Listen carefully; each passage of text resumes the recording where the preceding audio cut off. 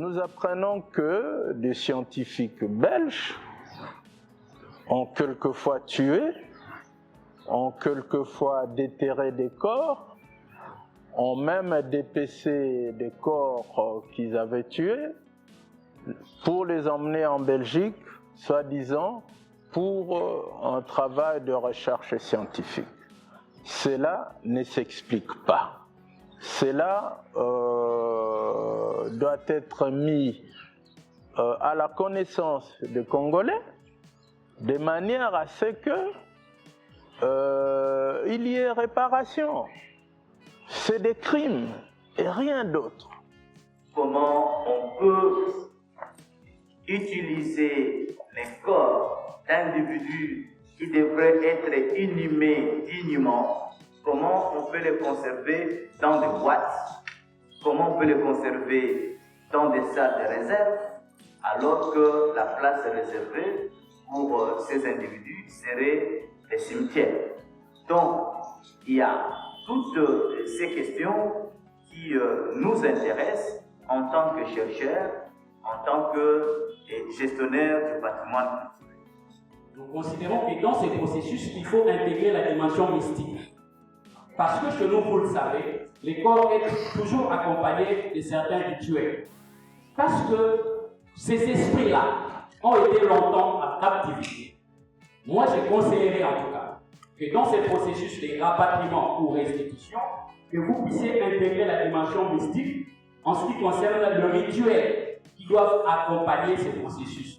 Associer les chefs coutumiers des différentes communautés qui pourront vous aider dans ce processus.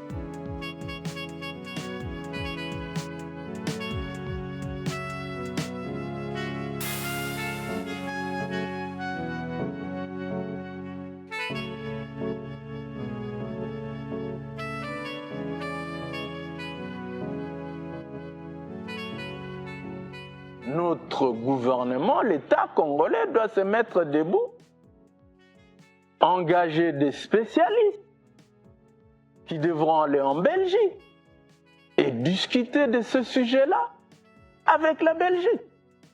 C'était un projet de l'État colonial en général. Et oui, il y a eu des individus qui ont eu des motivations individuelles, mais qui ont été encouragés par le système, qui ont été encouragés par le musée pour organiser ces pratiques. Aujourd'hui, il faut aussi savoir, vous m'avez demandé, est-ce qu'ils sont exposés, hein? Une autre question pourrait être, est-ce qu'on fait encore des recherches dessus? Est-ce qu'on les utilise aujourd'hui encore pour les séances, hein, pour avoir une plus-value scientifique? Il faut nécessairement impliquer les gens à tous les niveaux. Parce que, vous savez, il y a le niveau de l'État, c'est l'État qui donne l'autorisation pour les rapatriements, mais les communautés locales, lorsque ces restes sont rapatriés, ces restes ont droit d'ailleurs à une inhumation digne. Or, qui dit inhumation digne, c'est enterrer quelqu'un dans de meilleures conditions possibles de dignité, mais dans son milieu. Parce que n'oubliez pas que les lieux de l'enterrement est un élément majeur de reconnaissance d'ailleurs des origines, de l'identité de la personne. C'est un problème qu'il ne faut pas résoudre d'une façon brutale, mais avec la réflexion cas par cas. Et je crois que si on arrive à cette démarche-là de collaboration entre le musée européen et nos communautés locales et la République démocratique du Congo, nous pourrons, sans qu'il y ait de conflits entre le musée et nous, on pourra résoudre ce problème d'une façon civilisée. Le deuxième point de consensus, c'est ce besoin d'ouverture des archives. Ce besoin que les dossiers ne restent pas secrets et qu'ils ne restent pas confinés soit dans des archives de musées ou d'universités, soit auprès des décideurs qui vont instruire les dossiers. Donc il y a ce besoin que les communautés soient au courant. Nous entendons parler de la restitution, c'est bien, des objets. Mais moi, je pense que, à mon avis, je comprends que vous tenez plus donc, comme si la restitution là est vraiment ciblée dans des domaines particuliers, tels que vous parlez des objets physiques et vous ajoutez encore les restes du corps humain.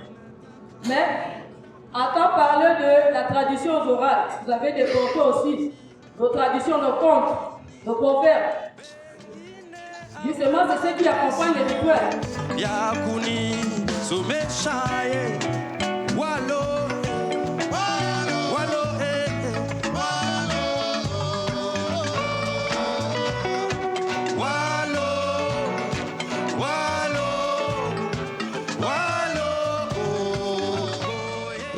Au niveau de l'enseignement, on n'en parle pas beaucoup et surtout cet aspect lié aux restes humains, c'est un aspect complètement méconnu. Donc il y a un vrai problème d'information, un problème de connaissance sur cette partie de l'histoire congolaise. Ce qui est clair pour moi à travers les peu de recherches de provenance que j'ai fait sur les différents cas d'études qui font partie de ces collections-là, c'était pas avec le consentement des gens qu'on a enlevé ces dépouilles ici. Donc ça, c'est important à noter. Et les motivations derrière étaient dans l'esprit, étaient multiples.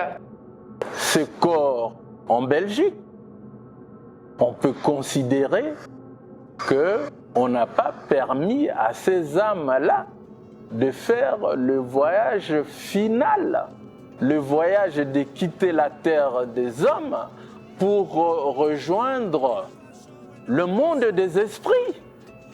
Je vous remercie d'avoir choisi le cadre de l'Université de Kinshasa pour cette activité.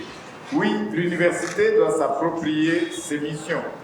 Elle enseigne, elle fait de la recherche, mais aussi elle rapporte des services à la communauté. Mais l'enseignement ou la recherche qui ne sont pas basés sur la découverte ou la redécouverte de sa véritable identité, c'est un enseignement totalement voué à l'échec. Voilà pourquoi les archives, les musées nous rappellent d'où nous venons et l'université intègre et présente aux décideurs les orientations, les stratégies à adopter pour que réellement l'histoire, le patrimoine national soit totalement reconsidéré, reconstruit. Merci de nous avoir accordé votre expertise pendant ces échanges via l'Institut de criminologie, via le secrétariat général à la recherche.